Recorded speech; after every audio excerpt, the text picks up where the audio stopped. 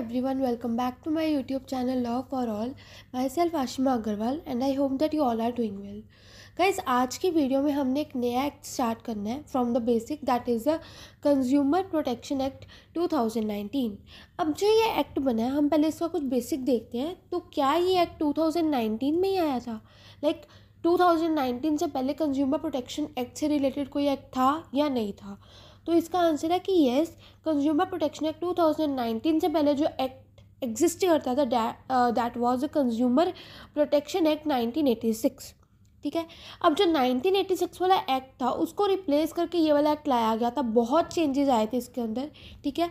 अब मैंने कल शॉर्ट वीडियो भी डाली थी इस कंसेप्ट पे कि जो भी एक्ट आता है एग्जिस्टेंस में, वो एक्ट ऐसे ही नहीं आ जाता कि रूल्स एंड रेगुलेशंस को फ्रेम किए और उसका एक्ट का नेम दे दिया. नो. तो इसी तरह से कंज्यूमर प्रोटेक्शन एक्ट के लिए भी एक पहले बिल बना था, that was the consumer protection bill 2019.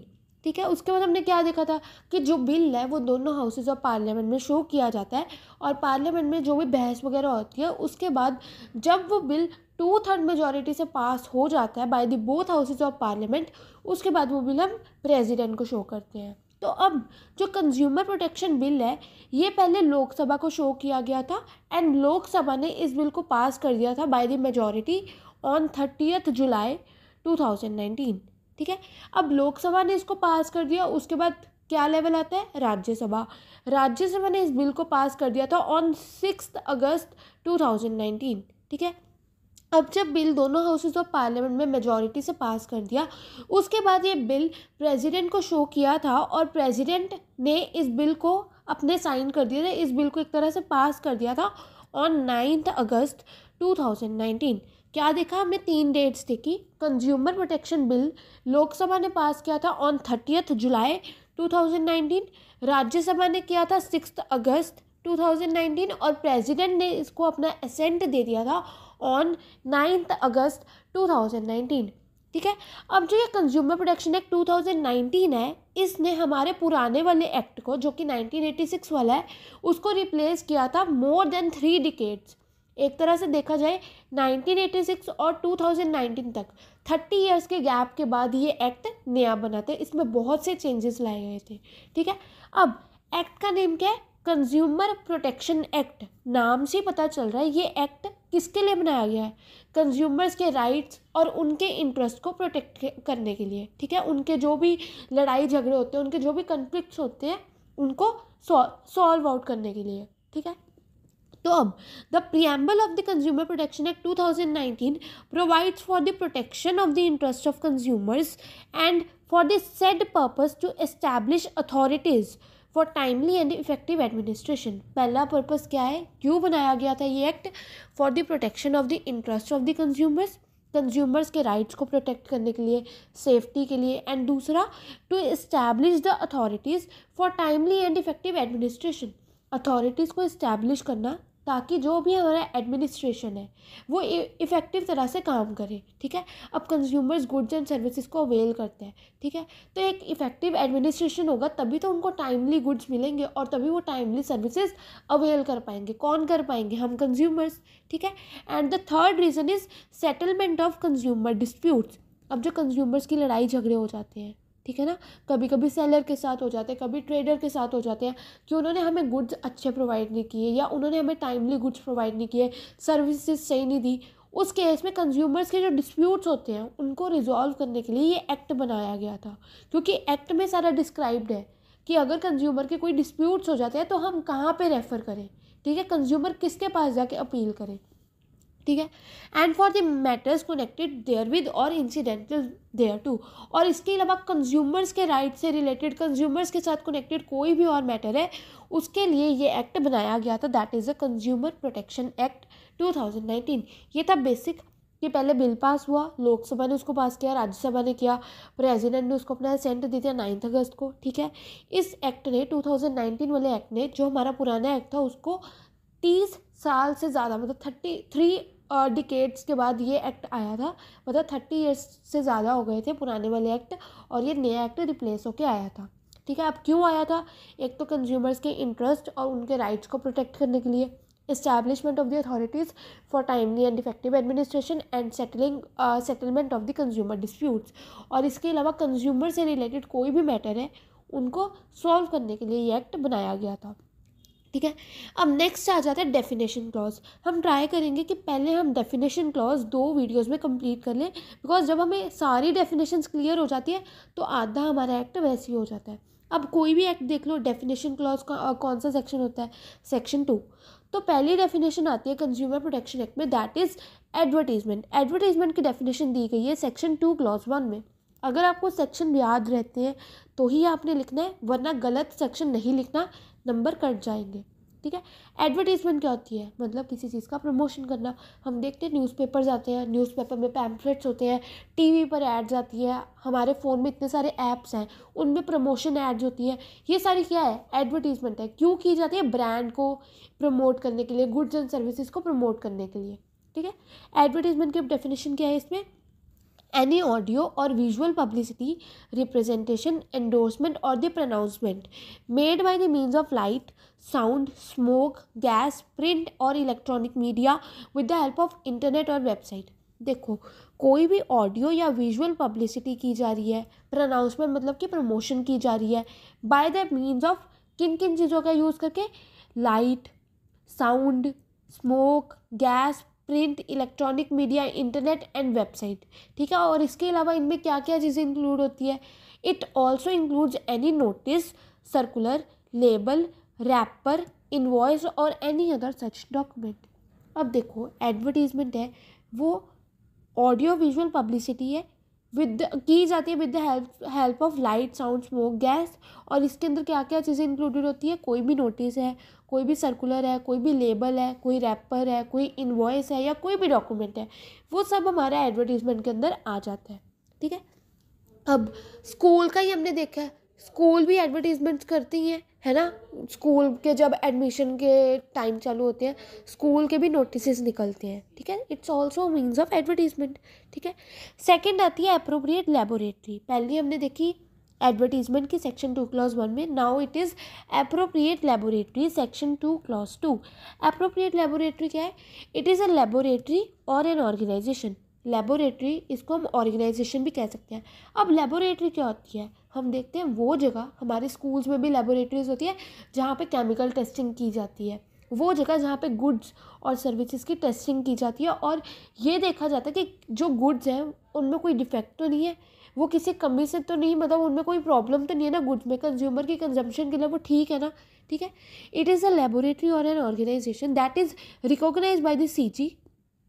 या तो उसको सेंट्रल गवर्नमेंट ने रिकॉग्नाइजेशन दी हुई है या फिर स्टेट गवर्नमेंट ने दी हुई है। अगर स्टेट गवर्नमेंट ने भी उसको रिकॉग्नाइजेशन दी है on the basis of guidelines दी है जो कि सेंट्रल गवर्नमेंट ने इशू की है।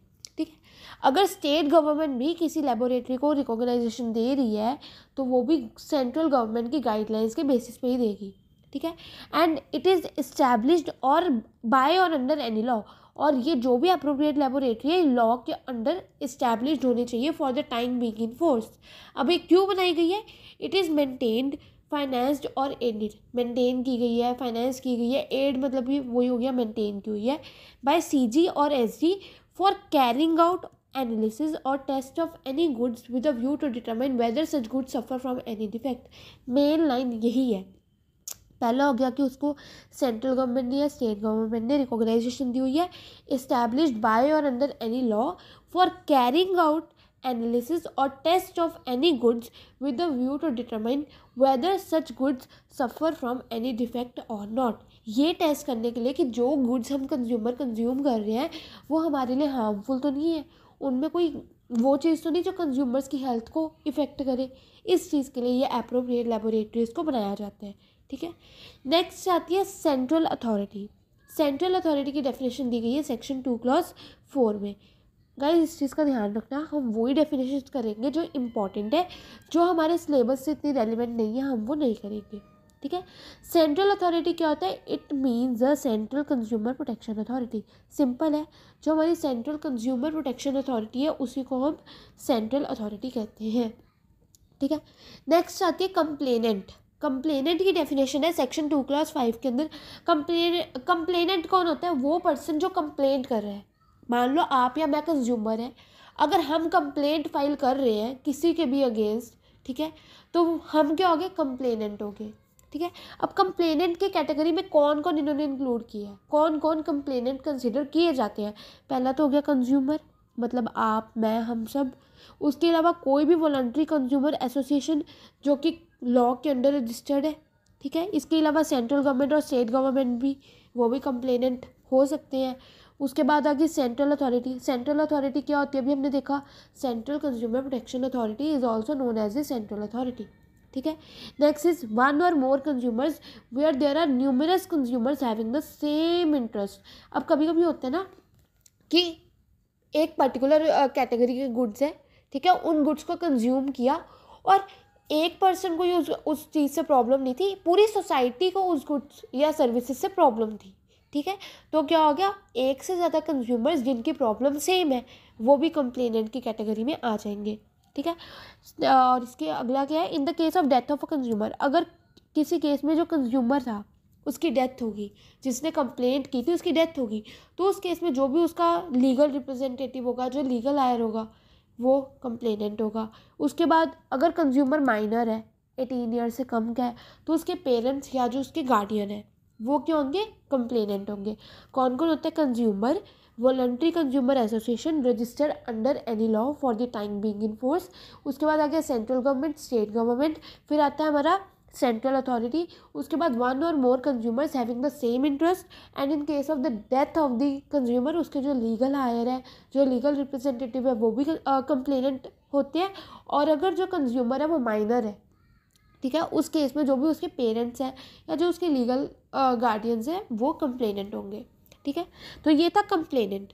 इसकी डेफिनेशन कहाँ पे दी गई है, सेक्शन 2 क्लॉज 5 के अंदर। अभी हमने कौन कौन सी देखी है, पहले हमने देखी एडवर्टीजमेंट की, that is audio visual publicity, ठीक है। उसके बाद हमने देखी अप्रोप्रिएट लेबोरेटरी, सेक्शन 2 क्लॉज 2 में। 2 क्लॉज 4 में हमने देखी सेंट्रल अथॉरिटी, जिसको हम सेंट्रल कंज्यूमर प्रोटेक्शन अथॉरिटी भी कहते हैं। उसके बाद हमने देखी कंप्लेनेंट, कौन कौन होते हैं, कंज्यूमर, लीगल आयर, माइनर के केस में उसके legal heir, parents, one or more consumer having the same interest, central government, state government, central authority, ये सारे कंप्लेनेंट होते हैं, ठीक है। अब नेक्स्ट आ जाती है हमारी डेफिनेशन कंप्लेंट। कंप्लेंट की डेफिनेशन दी गई है सेक्शन 2 क्लॉज 6 के अंदर। अब कंप्लेंट क्या होती है, अगर मैं कंज्यूमर हूँ, आप कंज्यूमर हैं, मैंने किसी के साथ ना ट्रेड किया, बट मेरे को लग रहा है उस पर्सन ने ना मेरे साथ गलत काम कर दिया, मेरे साथ ट्रेडिंग में घपला कर दिया, तो मैं उस पर्सन के अगेंस्ट रिटर्न में केस फाइल कर सकती हूँ, उसके अगेंस्ट एलिगेशन फाइल कर सकती हूँ, ठीक है। It means any allegation in writing made by the complainant. Complainant मतलब कौन, आप, मैं, कोई भी सेंट्रल गवर्नमेंट का ऑफिसर हो गया, हमने जो ये सारे पढ़े हैं ना, ये सारे कंप्लेनेंट है। For obtaining any relief provided by or under this act, ताकि मैं वो सब चीज़ों का रिलीफ उठा सकूँ जो इस एक्ट के अंदर मेरे को प्रोवाइड किए गए हैं। अब मैं कौन कौन सी सिचुएशन में कंप्लेंट फाइल कर सकती हूँ, पहली, if an unfair contract or unfair trade practice or restrictive trade practice have been adopted by any trader or the service provider. अगर इन केस जो ट्रेडर है, जो सर्विस प्रोवाइडर है, उसने कोई अनफेयर या रिस्ट्रिक्टिव ट्रेड प्रैक्टिस की जो कि लॉ के अंडर मना किया गया है, कोई ऐसी गुड्स या सर्विसेज में उसने डील कर लिया जो मना किया गया है, एग्जांपल ले लो, ड्रग्स वगैरह में डीलिंग कर दी, ठीक है, तो उस केस में क्या हो गया, वो अनफेयर ट्रेड प्रैक्टिस हो गया, तो वहाँ पे मैं कंप्लेंट फाइल कर सकती हूँ, ठीक है। दूसरा, the goods bought by him, मतलब हिम मतलब कौन है, consumer, or agreed to be bought by him suffer from one or more defect. मतलब देखो, आप या मैं कंज्यूमर है, हमने गुड्स खरीदे किसी पर्सन से, बट जो हमने गुड्स खरीदे ना उसमें एक से ज़्यादा डिफेक्ट है, ठीक है, उस केस में भी मैं कंप्लेंट फाइल कर सकती हूँ। तीसरा, द सर्विसेज हायर्ड और अवेल्ड और एग्रीड टू बी हायर्ड और availed bye him suffer from one or more deficiency. अब गुड्स के केस में था कि गुड्स के केस में डिफेक्ट था, तो ऐसी सर्विसेज के केस में भी तो हो सकता है ना कि मैंने ऑनलाइन कोचिंग की मतलब ली, ऑनलाइन क्लासेस परचेज़ की, बट उन्होंने क्या किया, पैसे ले लिए बट मेरे को क्लासेस प्रोवाइड ही नहीं की, उस केस में मैं कंप्लेंट फाइल कर सकती हूँ, ठीक है। नेक्स्ट है, a trader or a service provider as the case may be has charged for the goods or services as mention in the complaint and the price is in the excess of, मतलब मान लो आपने या मैंने, हमने consumers हैं, हमने ना किसी ट्रेडर से या सर्विस प्रोवाइडर से गुड्स परचेज़ किए हैं, बट उस पर्सन ने क्या किया, जो रेट लिखा हुआ था ना ऑनलाइन, उस रेट से ज़्यादा में मेरे से पैसे ले लिए तो उस केस में भी मैं फाइल कर सकती हूँ। A price excess of the price which is being fixed by or under any law, मतलब जो प्राइस लॉ के अकॉर्डिंग फिक्स किया गया उससे या तो ज़्यादा ले लिया, या फिर जो गुड्स के ऊपर डिस्प्लेड था, जो लिफाफों के ऊपर लिखा होता है, पैकिंग के ऊपर लिखा होता है प्राइस, उस प्राइस से ज़्यादा पैसे ले रहे हैं तो उस केस में भी मैं कर सकती हूँ। ठीक है, नेक्स्ट किस केस में कर सकती हूँ, the services which are hazardous or likely to be hazardous to life और safety of the public when used, मतलब ऐसी सर्विसेज जो लाइफ एंड सेफ्टी के लिए, पब्लिक के लिए बहुत ज़्यादा हजार्डियस है, हार्मफुल है। ठीक है, are being offered by a person who provides any services who knows it to be injurious to life, मतलब कोई ऐसा पर्सन वो सर्विसेज दे रहा है, कोई ऐसा पर्सन है वो जो गुड्स और सर्विसेज दे रहा है उसको पता भी है कि अगर ये गुड्स और सर्विसेज पब्लिक को दी जाएगी तो उनकी हेल्थ को इफेक्ट होगा, उस केस में मैं उस पर्सन के खिलाफ कंप्लेंट फाइल कर सकती हूँ। ठीक है, and the next is a claim for the product liability action lies the against the product manufacturer, product seller or the product service provider as the case may be. अगर किसी product के ऊपर liability है, ठीक है ना, liability claim करनी थी, हमने पैसा लेना था, तो उस केस में जो भी हम केस वगैरह कर सकते हैं वो किसके ऊपर करेंगे, या तो प्रोडक्ट मैन्युफैक्चरर के ऊपर, या जो प्रोडक्ट्स बेच रहा है उसके ऊपर, या फिर जो प्रोडक्ट की सर्विस प्रोवाइड कर रहा है उसके ऊपर। क्या देखा हमने, कंप्लेंट होती है जो रिटर्न एलिगेशन हम किसी पर्सन के अगेंस्ट फाइल करते हैं। कौन फाइल करता है, कंप्लेनेंट फाइल करता है। ठीक है, अब किन किन केस में कर सकता है, जब कोई अनफेयर ट्रेड प्रैक्टिस होगी, अनफेयर कॉन्ट्रैक्ट हो गया, कोई रिस्ट्रिक्टिव ट्रेड प्रैक्टिस होगी, उस केस में मैं कंप्लेंट फाइल कर सकती हूँ। दूसरा, अगर मैंने कोई गुड्स बॉट किए, कंज्यूमर ने गुड्स बॉट किए बट वो गुड्स एक से ज़्यादा उसमें डिफेक्ट्स थे, ठीक है, एक से ज़्यादा उसमें डिफेक्ट्स थे, उस केस में सर्विसेज मैंने कोई अवेल की, सर्विसेज में क्या थी, सफ़र फ्रॉम एनी डेफिशिएंसी, मुझे सर्विस सही से प्रोवाइड ही नहीं की गई, उस केस में भी मैं कर सकती हूँ। उसके बाद है कि मैंने कोई गुड्स या सर्विसेज खरीदी, ठीक है, जो लॉ के अकॉर्डिंग उस चीज़ का प्राइस है मेरे से उससे ज़्यादा प्राइस लिया जा रहा है, या फिर जो उस चीज़ का प्राइस मैंशनड है उससे ज़्यादा लिया जा रहा है, उस केस में भी मैं कंप्लेंट फाइल कर सकती हूँ। उसके बाद उन्होंने क्या कहा, कोई पर्सन है उसको पता भी है कि जो वो सर्विसेज या जो वो गुड्स दे रहा है पब्लिक को, उससे पब्लिक को नुकसान पहुंचेगा, उनकी हेल्थ पे असर होगा, बट स्टिल वो पर्सन वो गुड्स और सर्विसेज को दे ही जा रहा है, तो उस केस में मैं उस पर्सन के खिलाफ कंप्लेंट फाइल कर सकती हूँ। And the last is in the case of claiming of the product liability, अगर प्रोडक्ट की लाइबिलिटी क्लेम करने वाली है, ठीक है, पैसा लेने वाला है, ठीक है, उस केस में वो किसके ऊपर आएगी, प्रोडक्ट मैन्युफैक्चरर के ऊपर, जो प्रोडक्ट सेलर है या फिर जो प्रोडक्ट की सर्विसेज प्रोवाइड कर रहा है उस पर्सन के ऊपर। ठीक है, ये था कंप्लेंट, ये आपको क्लियर हो गया होगा, बहुत इजी है, रिटर्न एलिगेशन है, अनफेयर ट्रेड प्रैक्टिस होगी, गुड्स में अगर कोई डिफेक्ट है, सर्विसेज में कोई डेफिशिएंसी है, कोई पर्सन जिसको पता भी है कि चीज़ से नुकसान होगा, हेल्थ को असर होगा, बट वो स्टिल वो सर्विसेज और गुड्स को बेची जा रहा है, उस केस में मैं कर सकती हूँ। जो प्राइस मेंशन्ड है गुड्स का उससे ज़्यादा मेरे से लिया जा रहा है तो भी मैं कंप्लेंट फाइल कर सकती हूँ। ठीक है, नेक्स्ट डेफिनेशन जो है गाइस हम नेक्स्ट वीडियो में स्टार्ट करेंगे इसके आगे की जो डेफिनेशन है। ठीक है, आज की हमने बहुत बेसिक देखा कि एक्ट कैसे आया एग्जिस्टेंस में। ठीक है, डेफिनेशन में हमने ज़्यादा नहीं देखी, थोड़ी देखी है। एडवर्टीजमेंट क्या होता है, एप्रोप्रिएट लेबोरेटरी क्या होता है, central authority, complaint and next से हम देखेंगे कंज्यूमर वगैरह का सारा। ठीक है, बिकॉज इसमें डेफिनेशंस बहुत ज़्यादा मेन है एंड डेफिनेशन से ही रिलेटेड केस स्टडी भी पूछी जाती है एंड है भी बहुत इजी। चाहे हमें इसमें मतलब 2 के वीडियोस में तो आई डोंट थिंक सो कि ये कंप्लीट हो जाएगा पूरा डेफिनेशन का क्लॉज, तो ज़्यादा वीडियोस भी लगेंगे तो उसका कोई चक्कर नहीं है। ठीक है, आज की क्लास में हमने जो भी किया है आज की वीडियो में, अगर आपको उसमें कोई भी डाउट है, कोई भी क्वेरी है तो आप मेरे से कमेंट सेक्शन में डाल के पूछें ज़रूर।